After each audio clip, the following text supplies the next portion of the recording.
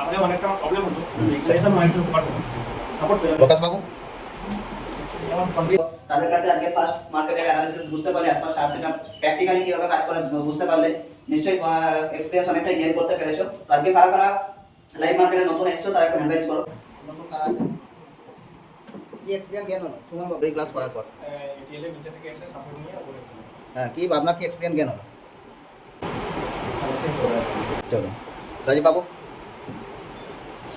ATL থেকে যখন আমরা এটিএল কাটলাম, তখন আমরা বুঝতে পারলাম যে এটিএলটা অনেকটা স্ট্রং। যখন এটিএল থেকে সাপোর্ট নিয়ে মার্কেট ঘুরতে ঘটলো, তখন আমরা অনেকটাই শিওর হয়ে গেলাম যে মার্কেট ঘুরতে যেতে পারবো। হ্যাঁ, সেক্ষেত্রে আপনি যে লাইভ মার্কেটে এলেন, এটা একা যদি করতেন কি ডিফারেন্স হলো? একা হলে অনেকটা প্রবলেম হতো, এখানে এসে অনেকটা উপকার হতো, সাপোর্ট পেলাম। প্রকাশ বাবু, আমার কনফিডেন্স লেভেলটা অনেকটা বাড়লো, কারণ এর আগে আমি ইতিহাস দেখেছিলাম যে ডাউটগুলো ছিল সেই ডাউটগুলো অনেকটা ক্লিয়ার হলো। ক্লিয়ার হলো। সুমিত বাবু, মার্কেট আজকে ফার্স্ট টাইম আমি লাইভ ক্লাস দেখলাম।